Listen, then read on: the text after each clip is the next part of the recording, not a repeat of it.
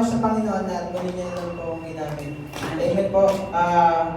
Dati po, alam niyo po mga kapatid, kumbaga pagbabalikan po natin yung past natin, talaga yung lugmok tayo, ay talaga po napaka-amazing po talaga ng Panginoon. Isa po ako sa patunay ng salvation ng Panginoon. Amen. Amen po. Yung mga inisip nila ako dati, naisip ko na rin yan, yung halos magpakamatay na. Kasi talagang sa aming buhay mag-asawa, grabe po talaga yung dumating sa amin na pagsubok.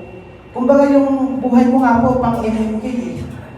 Namuhay po ako ng walang pamilya. Ang pamilya lang, nakikipamilya lang po ako sa pamilya niya. Yun po. Tapos dati nga po, naisip ko nga po, dati kami ni Kuya Rainier, na dati lang, attendance lang po kami dyan, nasa likod. Pero ang purpose po ng God para sa atin, may purpose po pala talaga ang God. Ngayon po, nandito na ako sa harapan, nagbabahagi ng kanyang salita.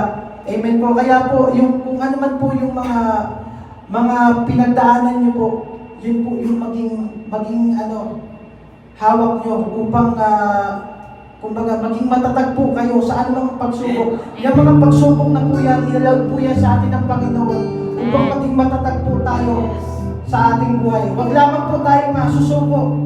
May purpose po ang lahat ng ating pinagdadaanan. Amen. Amen po. Amen po.